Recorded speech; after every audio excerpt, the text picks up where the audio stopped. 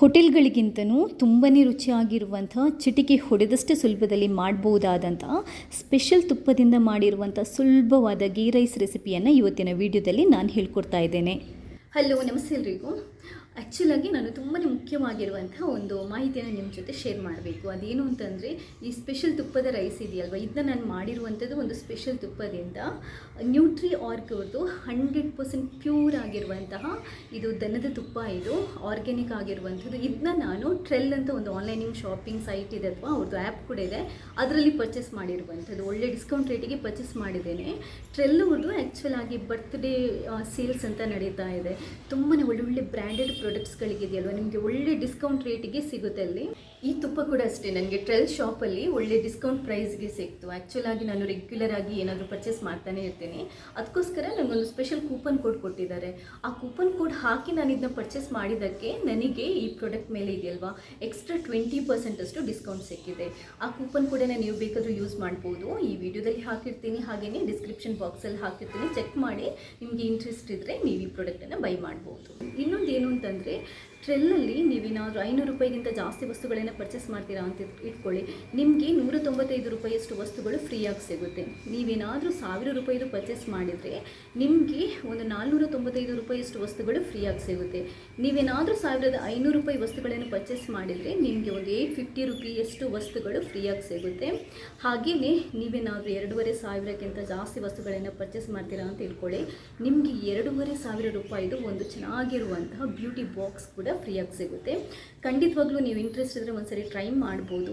ಟ್ರೆಲ್ online shopping ಸೈಟಲ್ಲಿ ಹೇಗೆ shopping ಮಾಡ್ಬೋದು ಎಲ್ಲದರ ಡೀಟೇಲ್ಸ ನಾನು ಡಿಸ್ಕ್ರಿಪ್ಷನ್ ಬಾಕ್ಸಲ್ಲಿ ಹಾಕಿರ್ತೀನಿ, ಲಿಂಕ್ ಕೂಡ ಕೊಟ್ಟಿರ್ತೀನಿ. ಒಂದು ವಿಡಿಯೋ ಕೂಡ ಇಲ್ಲಿ ಹಾಕಿದ್ದೀನಿ, ಅದನ್ನ ಕೂಡ ನೀವು ಚೆಕ್ ಮಾಡ್ಬೋದು.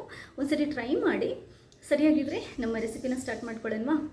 ಈ ಸಿಂಪಲ್ ಆಗಿರುವಂಥ ಸ್ಪೆಷಲ್ ಗೀ ರೈಸ್ ಮಾಡಲಿಕ್ಕೆ ನಾನು ಯೂಸ್ ಮಾಡಿರುವಂಥದ್ದು 1 ಕಪ್ಪಷ್ಟು ಬಾಸುಮತಿ ರೈಸ್. ನೀವು ಗೀ ರೈಸ್ ಮಾಡೋಕ್ಕಿಂತ 20 ನಿಮಿಷ ಮುಂಚೆ ಈ ರೈಸನ್ನು ನೀರು ಹಾಕಿ ನೆನೆ ಹಾಕಲಿಕ್ಕೆ ಬಿಡಬೇಕು. ಇದರ ರುಚಿ ಜಾಸ್ತಿ ಆಗಲಿಕ್ಕೆ, ಘಮಘಮ ಅಂತ ಬರಲಿಕ್ಕೆ ನಾನು ಯೂಸ್ ಮಾಡಿರುವಂಥದ್ದು 100% ಪ್ಯೂರ್ ಆಗಿರುವಂಥ ನ್ಯೂಟ್ರಿ ಆರ್ಗ್ ಅವ್ರದ್ದು ದನದ ತುಪ್ಪ.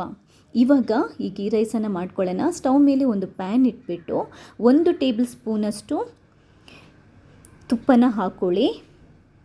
ಅದಾದ ನಂತರ ಒಂಚೂರು ತುಪ್ಪ ಕಾದ ನಂತರ 1-2 ಟೇಬಲ್ ಸ್ಪೂನಷ್ಟು ಗೋಡಂಬಿ, ಒಂದು ಸ್ವಲ್ಪ ದ್ರಾಕ್ಷಿ ಹಾಕ್ಕೊಂಡು ಇದನ್ನ ನೀಟಾಗಿ ಹುರಿದ್ಕೋಬೇಕು. ಮೀಡಿಯಮ್ ಫ್ಲೇಮ್ ಇಟ್ಕೊಂಡೇ ಹುರಿದ್ಕೊಳ್ಳಿ, ಜಾಸ್ತಿ ಉರಿಬೇಡ.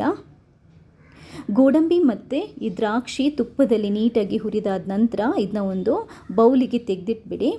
ಇವಾಗ ಅದೇ ತುಪ್ಪಕ್ಕೆ, ತುಪ್ಪ ಏನು ಕಮ್ಮಿ ಆಗಿರಲ್ಲ, ಅದೇ ತುಪ್ಪಕ್ಕೆ ಉರಿನ ಕಮ್ಮಿ ಇಟ್ಕೊಂಡೆ 1 ಬೇ ಲೀಫ್ ಅಂದರೆ ಪಲಾವ್ ಎಲೆ, 1 ತುಂಡು ಚಕ್ಕೆ, 3 ಏಲಕ್ಕಿ, 1 ಸ್ಟಾರ್, 4-5 ಲವಂಗ, ಅರ್ಧ ಟೇಬಲ್ ಸ್ಪೂನಷ್ಟು ಕಾಳುಮೆಣಸು ಇಷ್ಟನ್ನು ಹಾಕ್ಕೊಂಡು ಮೀಡಿಯಮ್ ಫ್ಲೇಮಲ್ಲಿ ಸ್ವಲ್ಪ ಹುರಿದ್ಕೊಳ್ಳಿ. ಅದಾದ ನಂತರ ಒಂದು ಅರ್ಧ ಈರುಳ್ಳಿನ ಸಣ್ಣದಾಗಿ ಹಚ್ಕೊಂಡು ಹಾಕ್ಕೊಳ್ಳಿ. ಅದಾದ ನಂತರ 1 ಹಸಿಮೆಣಸಿನ್ಕಾಯಿನ ಕಟ್ ಮಾಡ್ಕೊಂಡು ಹಾಕ್ಕೊಳ್ಳಿ. ಇಷ್ಟೇ, ಬೇರೇನು ಬೇಡ. ಇದನ್ನ ನೀಟಾಗಿ ಮೀಡಿಯಮ್ ಉರಿಯಲ್ಲಿ ಫ್ರೈ ಮಾಡ್ಕೊಳ್ಳಿ. ಆನಿಯನ್ ಯಾವತ್ತೂ ಅಥವಾ ಈ ಗೀ ರೈಸ್ಗಿದೆಯಲ್ವ, ಈರುಳ್ಳಿ ಡೀಪ್ ಫ್ರೈ ಆಗಬೇಕು. ಡೀಪ್ ಫ್ರೈ ಆದ್ರೇ ತುಂಬಾ ಚೆನ್ನಾಗಿ ಬರೋದು. ಇಷ್ಟಾದ ನಂತರ ಇವಾಗ ನೆನೆ ಹಾಕಿರುವಂತಹ ಬಾಸ್ಮತಿ ರೈಸನ್ನು ಚೆನ್ನಾಗಿ ತೊಳೆದ್ಬಿಟ್ಟು ನೀರನ್ನು ಬಸಿದ್ಬಿಟ್ಟು ಹಾಕ್ಕೊಳ್ಳಿ. ಹಾಕ್ಕೊಂಡು ಈ ತುಪ್ಪದ ಜೊತೆ ಸ್ವಲ್ಪ ಮಿಕ್ಸ್ ಮಾಡ್ಕೋಬೇಕು. ಸೌಟ್ ಹಾಕಿ ನೀವು ಕೈ ಆಡಿಸುವಾಗ ತುಂಬಾ ಕೇರ್ಫುಲ್, ರೈಸ್ ಕಟ್ ಆಗುತ್ತೆ. ಸೊ ನಿಧಾನಕ್ಕೆ ಕೈ ಆಡಿಸಬೇಕು. ಅದಾದ ನಂತರ 1 ಕಪ್ ಬಾಸ್ಮತಿ ರೈಸಿಗೆ 2 ಕಪ್ಪಷ್ಟು ನೀರು, 1/4 ಟೇಬಲ್ ಸ್ಪೂನಷ್ಟು ಉಪ್ಪು, ನಾನು ಫ್ಲೇವರಿಗೆ ಸ್ವಲ್ಪ ಸಕ್ಕರೆ ಹಾಕಿದ್ದೇನೆ, 1/4 ಟೇಬಲ್ ಸ್ಪೂನಷ್ಟು ನಿಂಬೆ ರಸ, ಒಂದು ಅರ್ಧ ಟೇಬಲ್ ಸ್ಪೂನಷ್ಟು ತುಪ್ಪ ಮತ್ತೆ ಹಾಕ್ಕೊಳ್ಳಿ. ನೀವು ಸಕ್ಕರೆ ಆಪ್ಷನಲ್, ಏನು ಕಂಪಲ್ಸರಿ ಅಲ್ಲ. ನನಗೆ ಆ ಸ್ವೀಟ್ ಫ್ಲೇವರ್ ಸ್ವಲ್ಪ ಇಷ್ಟ ಆಗಿರೋದ್ರಿಂದ ನಾನು ಹಾಕಿರೋದು.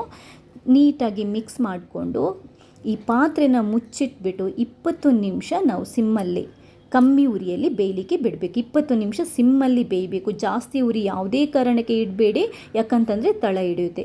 20 ನಿಮಿಷ ಆದ ನಂತರ ನೀವು ಇದರ ಲಿಡ್ಡನ್ನು ಓಪನ್ ಮಾಡಿಬಿಟ್ಟು ನೋಡಿ, ಸೂಪರ್ ಆಗಿರುವಂಥ ಫಸ್ಟ್ ಕ್ಲಾಸ್ ಆಗಿರುವಂಥ ಗೀ ರೈಸ್ ರೆಡಿ ಆಗಿದೆ. ಇದಕ್ಕೆ ನಾವು ಇದು ಗೋಡಂಬಿ ಮತ್ತು ದ್ರಾಕ್ಷಿನ ಫ್ರೈ ಮಾಡಿಟ್ಟಿದ್ವಲ್ಲ, ಅದನ್ನ ಹಾಕ್ಕೊಂಡು ನೀಟಾಗಿ ಒಂದು ಸ್ವಲ್ಪ ನಿಧಾನಕ್ಕೆ ಮಿಕ್ಸ್ ಮಾಡ್ಕೊಳ್ಳಿ. ಯಾಕಂತಂದರೆ ರೈಸ್ ಬ್ರೇಕ್ ಆದರೆ ಚೆನ್ನಾಗಿರಲ್ಲ, ರೈಸ್ ತುಂಡಾಗಬಾರ್ದು, ಕಟ್ ಆಗಬಾರ್ದು. ನೋಡಿ, ಪರ್ಫೆಕ್ಟ್ ಆಗಿರುವಂಥ ಸೂಪರ್ ಆಗಿರುವಂಥ ಗೀ ರೈಸನ್ನು ತುಂಬಾ ಸುಲಭವಾಗಿ ಹೇಗೆ ಮಾಡ್ಕೊಂಡ್ವಿ ಅಂತ. ಇಷ್ಟೇ, ಇದಕ್ಕೆ ಯಾವುದಾದ್ರೂ ಶೇರ್ವನೋ ಅಥವಾ ಕೂರ್ಮ ಹಾಕಿಬಿಟ್ಟು ತಿನ್ನೋಕ್ಕೆ ತುಂಬಾ ಅಂತಂದರೆ ತುಂಬಾ ಚೆನ್ನಾಗಿರುತ್ತೆ. ಒಂದ್ಸರಿ ಈ ರೆಸಿಪಿನ ಟ್ರೈ ಮಾಡಿ ಮರೆಯದೆ ನನಗೆ ನಿಮ್ಮ ಫೀಡ್ಬ್ಯಾಕ್ನ ತಿಳಿಸಿ. ಹಾಗೆಯೇ ಇಲ್ಲಿ ತನಕ ನೀವು ಯಾರಾದರೂ ನನ್ನ ಈ ಚಾನಲ್ಗೆ ಸಬ್ಸ್ಕ್ರೈಬ್ ಆಗಿಲ್ಲದಿದ್ದರೆ ಸಬ್ಸ್ಕ್ರೈಬ್ ಆಗಿ ನನ್ನ ಈ ಪ್ರಯತ್ನನ ಇದೇ ಥರ ಸಪೋರ್ಟ್ ಮಾಡ್ತಾನೆ ಇರಿ. ಥ್ಯಾಂಕ್ಸ್ ಎಲ್ರಿಗೂ.